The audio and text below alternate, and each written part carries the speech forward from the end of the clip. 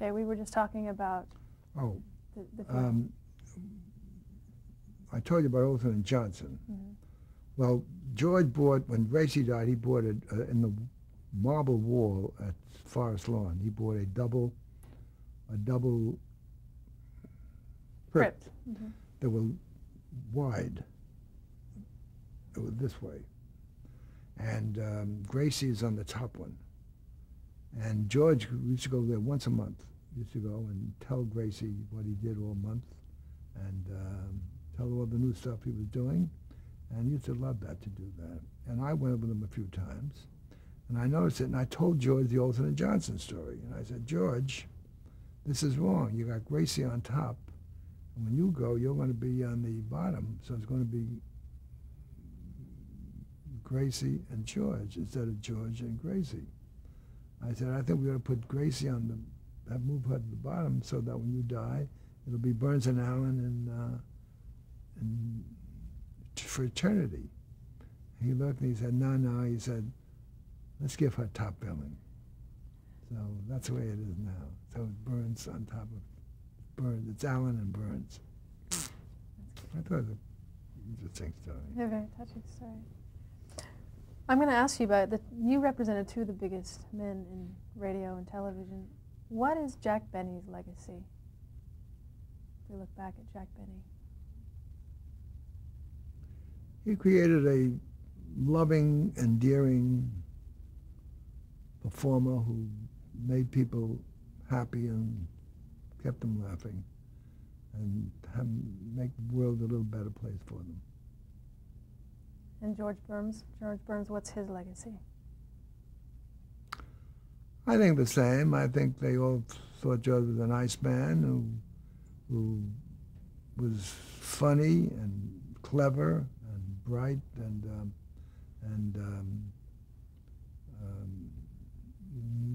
gave him a pleasant day or a pleasant evening, a pleasant hour. When I saw him on radio or listened to him on radio or saw him on television or saw him in a nightclub or a theater. I walked out feeling happier and better. What's George, the last 20 years, would walk out on the stage, get a standing ovation, never missed. And then his next to closing number, he'd do a fake exit, get a standing ovation, come back, do his final number, and then get a standing ovation.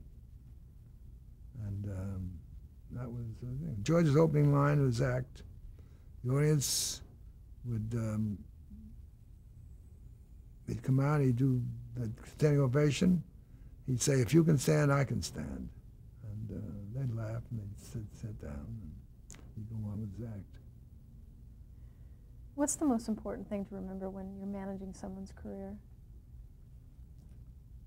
Important thing for who to remember? For me to remember? For anyone. For, say, someone who wants to go into this business and they want to be a manager. What's the one important thing that you've learned from doing this that they should remember? Gee, I don't know. Is try to be as bright and innovative as you can to try to figure out how to solve problems and get it done. How to get your client before the public somehow. And how important is the personal relationship in that?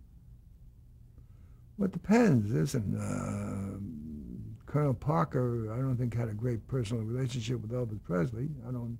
Never met Colonel Parker, but he did a great job with Elvis Presley, and that's the important thing, you know.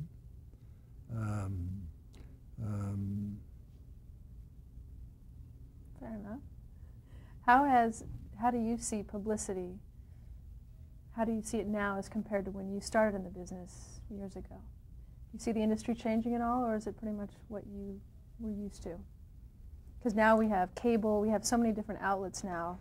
Well, I see publicity now as more of a business more than a creative business. I see publicity as deciding where to put the client on television and get them to Jay Leno show or the David so-and-so show, or try to get on 60 Minutes, or try to get interviews with Larry King, and try to get interviews with Associated Press or Vanity Fair, and that's what people seem to be doing more than creating. And I don't see too many creative ideas. When I think of the thousands and thousands of stunts I did, I don't see those happening too much. You don't read clever things that stars are doing, innovative things. What do you think represents television at its best, when the medium is doing what you think it should be doing? Well, the big job they're doing is trying to get audience, and they're doing anything to get an audience. Just like the what's going on now with Clinton and Lewinsky. All day long is on every show, every hour. From 1 hour to the next hour, it's all what they think about Lewinsky and whether Clinton is lying or whether he's telling the truth or what he'll say, and that's all that's going on. People, some of the press knows that we should be talking about what's going on in Africa and what's going on with Iraq.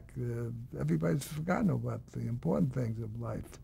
Problems in Russia right now, the economy, in Asia, stock market problems. But people are all talking, it's all about the sex problem and the president. But that gets the audience, I guess.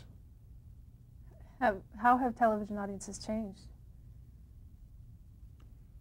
I guess they're the same, I guess, people are different.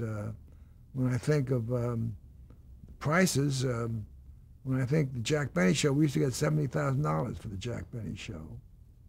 And Jack got $1,500 a show, and Phil Harris got about $1,900, and I think Dennis got about $1,800, and Rochester got $1,700, and Don Wilson got $1,400 a show. When I look at Seinfeld, he got $1 million plus percentages, and the others got $600,000 a show. It doesn't make sense. Jack didn't get $600,000. The supporting player got $600,000. Jack Benny didn't get $600,000 for a whole season. Ridiculous. It's only 30 years ago. It's amazing. How do you envision television in the next century? If you've seen it come this far, where do you think it's going? Gee, I don't know. I'm no authority on that stuff. Okay, well, how about 50 years from now? How would you like people to remember you, looking back? I don't think anybody's going to remember me at all, because I was never a famous person, and I don't think I'll ever be a famous person. 50 years ago, I'll be gone. And with my name, and I think what happens now, you saw my pictures in my house of Jack Benny and Johnny Carson and George Burns, so. Some people come up, and younger people, 20 years old, they don't know Jack Benny. Who's Jack Benny? We don't know him. It's amazing. He's only been going 24 years, and 23 and a half years, and they've never heard of him. Amazing. Well, I just want to ask you a couple quick names, and if you could just give me a few impressions of them, or if you want to tell me a little anecdote. These are names that people we haven't covered in the interview that are important. For instance, Johnny Carson, you just mentioned him. Tell me a little bit about him. I've known Johnny a long time. Matter of fact, the first time we used him on the Jack Benny show, he was doing a 5-minute show here on a local television station. He was doing fine. We used him, and he did a little bit, and he was very cute, and he's been wonderful ever since. And he did a great job. He got class and bright and funny, and he's quit at the right time. He made a lot of money, and he didn't have to go on for that grind anymore, so he quit. How about Jack Paar? Jack Paar. He was always a character, Jack Paar, and we got him Jack Benny got him to do the summer replacement on the radio show in 1947, when Jack was off for the summer. And then he was signed with our company, and he did another season, the nighttime show, his own show. And that didn't succeed, and it was dropped, and he went back to New York and got a job there and ended up with the Tonight Show, and he became very successful. And he walked off that show, and he was a strange fellow. How about Lou Wasserman? Lou Wasserman was a brilliant executive, and a very smart man, and did a tremendous job with MCA as president of MCA.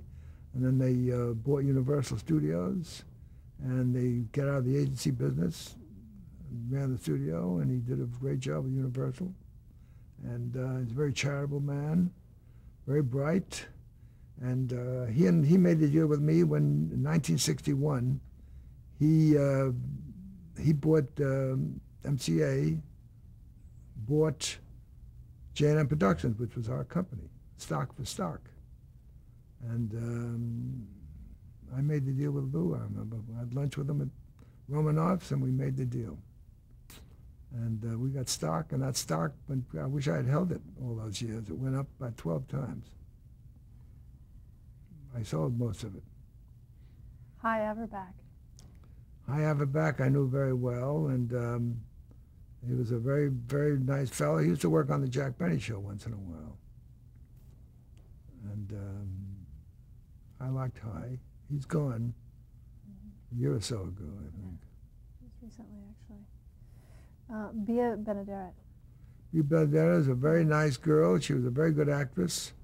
And she was one of the telephone operators on the Jack Benny Show. We had two telephone operators, Bea Benaderet and Sarah Berner. They were the telephone operators. They used to say, Mr. Benny's line is flashing, and Bea Benaderet was a very good performer. As a matter of fact, Sarah Berner became a good character of the Jack Benny Show, too. In addition to being a telephone operator, Bea Benaderet then went on to do very successful series after that. Can't recall it right now, but yeah. I know the series, a very big, very successful series. She played one of the leads. Yeah. Ironically, on the Jack Benny Show, I was thinking, almost everybody is gone, the Benny Show, when I think about it. Jack and Mary and Phil Harris and Don Wilson and Dennis and Rochester and Mel Blanc and Frank Nelson and Benny Rubin and all the bit players. Artie Auerbach, who played Kitzel, Sam Hearn, who played Schlepperman. Tremendous, they're all gone. Sheldon Leonard? Sheldon Leonard, a very nice fellow. I knew him very well. And he used to play the tout on the Jack Benny Show. And Jack Benny did a racetrack show with him where he touted Jack off the horses. And then we did another show where we played an elevator operator. Elevator operator where he touted Jack, don't take that elevator, take number 3. And then I think when we did the television show, he played the robber who held up Jack and said, your money or your life. Jack didn't say anything, and he repeated, I said, your money or your life. Jack said, I'm thinking it over. Lucille Ball. A very bright woman. I knew her fairly well, and she did our show a lot. Jack did her show. And I remember she did a radio show when I was at CBS called My Favorite Husband. And CBS wanted her to do My Favorite Husband as a television show. But her husband, Desi Arnaz, was a band leader and he used to travel a lot around the country, and she wanted to keep him home. So she said, I only do a television show if I do it with Desi. And they didn't want Desi. They said, no, do it with, I forget the name of the lead that she did My Favorite Husband with. But she refused to do anything unless she did it with Desi. And she finally worked out a routine with Desi, and they went on the road in the theaters to do her stuff in the summer, and they came back, and she pushed it through, and CBS was very unhappy, but they did a pilot. And I went to the pilot, and they did the show, and it was very funny. We played the band leader, and she played the girl, and the part was sold, and the rest is history. Red Skelton? Very funny guy, strange fella, very funny man, and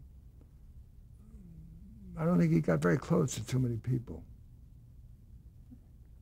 And any last comments about Gracie Allen? No, she was a very sweet, lovely woman who just loved her home, loved shopping, and she loved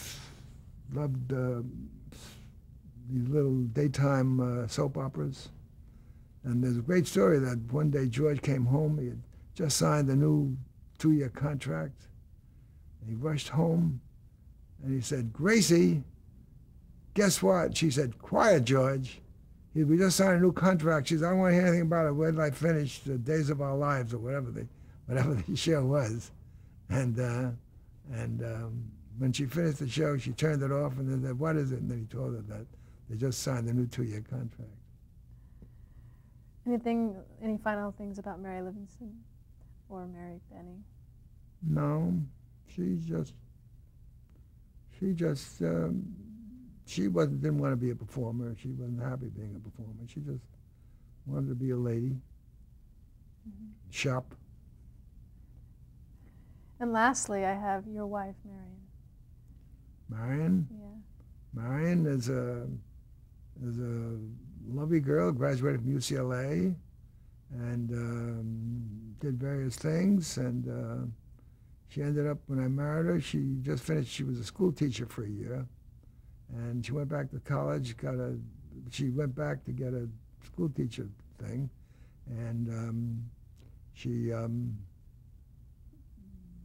we met her, and then she decided we decided to get married, and she stopped being a school teacher, and we got married, and she's a sculptor, and all these beautiful sculptures are hers. Great. Well, thank you so much. This has been a pleasure. Okay. Thank you very much. Okay.